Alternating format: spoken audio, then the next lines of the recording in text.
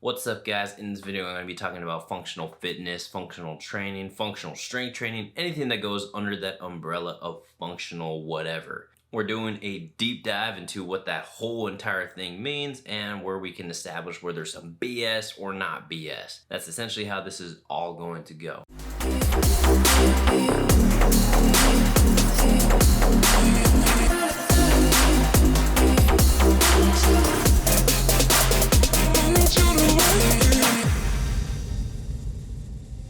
You can say hello, but I don't need you to like. What's up, guys? Welcome to JR Strength and Fitness, your friendly YouTube channel with all of your exercise science needs, your reaction video wants, and of course some exercise tutorials once I lose my winter coat. Indeed, guys, we are definitely going to be talking about functional fitness and functional training, what the hell it is. But before we get into that, again, please note that while I'm an exercise professional, please do not do anything that I say or do just because I say it or do it. Obviously, go see a exercise professional in person to get the most out of it. Obviously, talk to a physician, your doctor, whatever it is, before getting into any sort of exercise so you know you are good to go. And as always, please hit the like button, subscribe button, let your friends know about me. We got more stuff rolling out more now that my schedule's starting to kind of settle down. I want this to be like a priority. I want this to be like fully fledged and constantly rolling things out. So look for those things in the future by hitting that subscribe button and keeping tabs. I got you though. All right, guys, so functional fitness, functional training. I'm sure you heard the term thrown around all the time, whether it's at the gym and your standard trainer, wherever you're at, is throwing this like term out, like, hey, we do functional training around here. Or maybe it's on Instagram and TikTok and you just see people doing functional movements, functional exercises. So I'm just gonna say it right off the bat, I have a big problem with this term, functional training. And it's not necessarily that functional training is inherently bad, it's exactly what the term insinuates. So for the most part, anytime someone throws out this functional fitness, they're assuming that we are able to classify exercises as functional versus not functional. Now, who dictates what is functional? Like, where do we kind of draw those lines? So what exactly does functional mean? And when does an exercise not become functional? That's essentially what we're going to dive into. So again, guys, please note that I am a strength coach, so I do have kind of a strength bias. I will admit that fully fledged on. And in my opinion, you can't go wrong with strong. Strength is going to be your moneymaker, your golden ticket, your whatever to whatever sort of goals you technically have, in my opinion. Now, if you're trying to go run, like do marathons and that kind of stuff, this is the wrong channel for you. If you're trying to get stronger, if you're trying to put on muscle, if you're trying to actually just have a healthier lifestyle, then for the most part, this channel is right for you. And we talk about strength training because I am a strength coach. When it comes to the functional training, it's a term that gets thrown at some sort of program or some sort of exercise to almost kind of enhance the legitimacy of what they are doing. Or you throw the functional training at the whatever sort of advertisement you have for whatever program or workout, and therefore you're able to upcharge it a little bit because it's like functional training. I'm not gonna lie, I know what that's like. I've done that before. Like, hey, no. We don't just like lift weights here. It is functional training. Like, or like that's a huge premise when it comes to CrossFit. They deeply stated in their whole entire like methodology that it is high intensity, constantly varied functional training. So in CrossFit, all they do is functional movements. Now, what classifies as a functional movement? I'm not saying it's bad to do functional movements. I'm just saying that there is a difference between what is functional and not functional, and I'm going to wipe the board clean. Okay, so what do people think about when they hear functional training, a functional exercise, functional movement, whatever it is? They're thinking about movement for the most part. So any sort of exercise that involves your body moving through even a multitude of different planes, even just one plane of motion, whether you're going frontal, sagittal, or transverse, you might have a combination of the three. You might be moving a couple different joints at a time, and for the most part, that's technically functional training. You are using your body in an integrative motion. So yeah, okay, that kind of makes sense. Using our body makes sense for the most part as far as living a long, healthy, sustainable lifestyle. And because of that, some exercises like isolation exercises, like the bicep curls of the world, leg extensions of the world, they are not seen as functional exercises. Now, I'm going to explain why that's perhaps wrong to view that way, or if you're kind of one of those people that like, hey, if it's not functional, we're not doing it. It's a waste of time.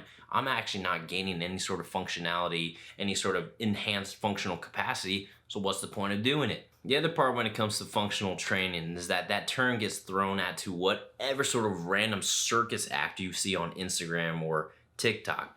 For example, you'll see someone like squatting a barbell on top of a Bosu ball and then jumping on and off of it and calling it functional training because they're working balance and strength at the same time. There's so much stability going on and all this other nonsense that's complete BS. So boom, clicker one, BS monitor right there.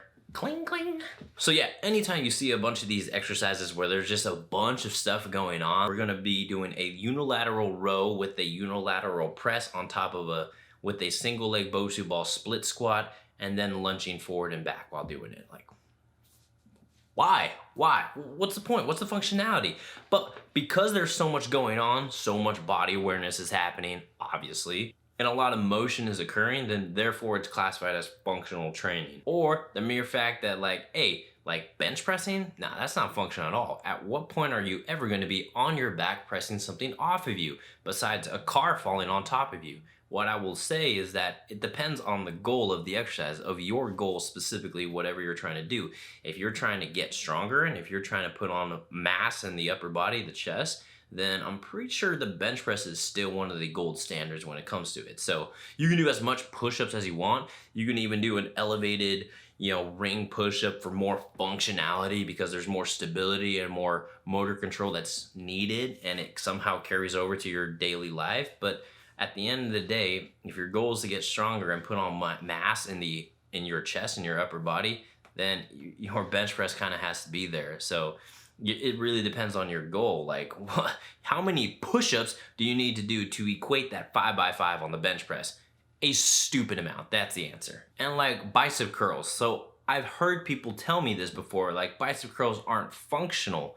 Why are we doing them? Well, so we're adding extra volume into our biceps. We're adding even local muscle endurance to our bicep. You want to isolate something? Yeah, you have to isolate it in order to work that given muscle specifically. Or any of the prehab stuff. I remember people telling me all the time, a lot of this band stuff with the shoulders, like the external rotation, internal rotation,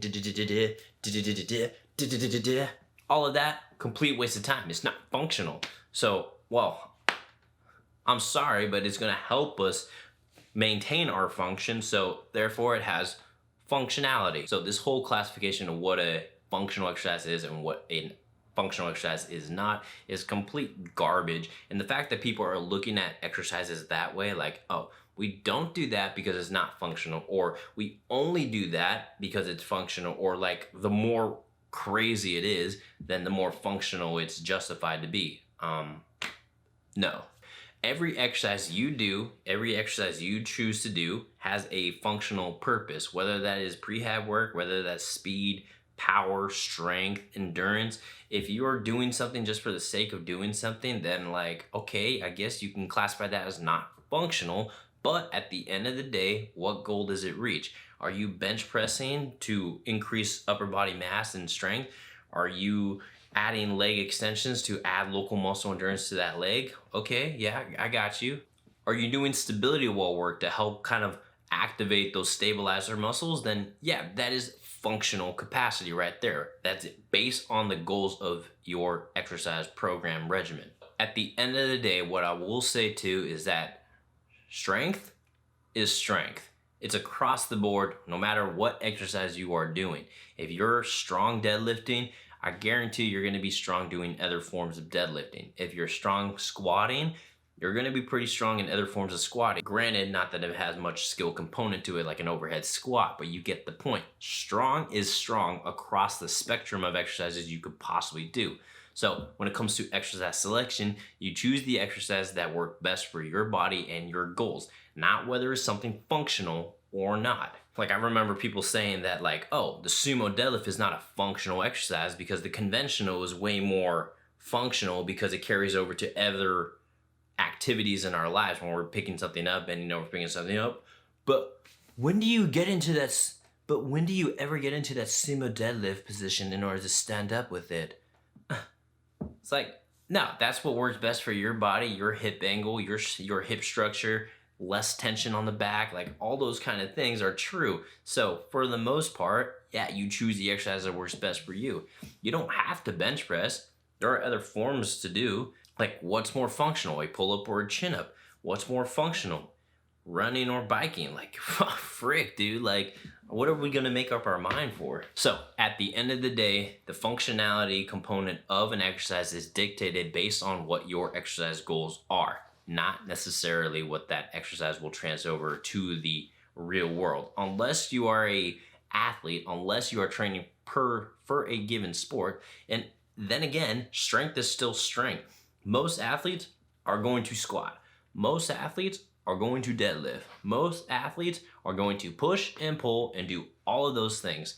Now, do you want to mix things up? Do you want to get multiple planes of motion in? Like, yeah, sure, you definitely want to train the frontal plane if you're definitely a soccer player or basketball player or an athlete moving side to side constantly. Any sort of lunge is going to get the job done as far as strength goes, as far as building muscle. So for the most part, what is your functional capacity goal? Like, what are we aiming for? What's your sport? What's your purpose? Anyway, I'm kind of going on a tangent right now, but just to cut it short, functional training, functional strength training, functional fitness in general, absolute BS. Strong is strong, and the exercise selection is dependent on your goals, your individual goals, not necessarily what that exercise is going to transfer into the quote unquote real world. And that's why we do all of those. That's why we make it happen as far as like exercises go. Like, most people that I train, they almost kind of do the same thing in a way when we think about it. Now, of course, we have some gimmicks out there every now and then. Like, I'll challenge my athletes when it comes to stability.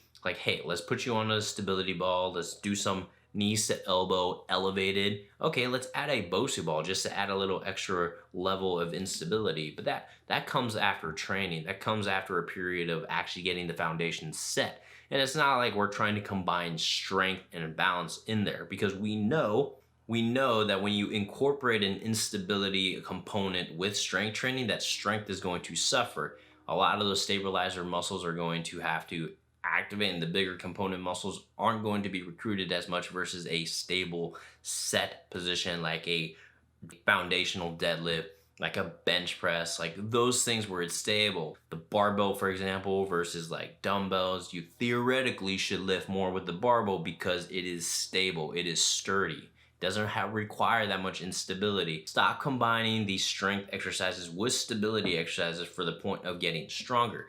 You want to get stronger, keep it stable, keep it set, and actually get stronger. If you want to work on stability, yeah, you can throw in, like I throw in rows and presses with my, certain stability exercises, core exercises, just for sheer challenge of core stability, not necessarily as a component to actually work on strength. So that's how you have to differentiate those kind of functional training mechanisms, functional training exercises, and figure it out over time. Yeah, guys, at the end of the day, functional training, functional strength training, it just sounds cool. There's nothing really super substantial about it. They're just trying to get you money, and I'm not going to do that to you. So because of that, hit that like button, hit that subscribe button. I'm trying to give you the real deets here. So for the most part, until next time.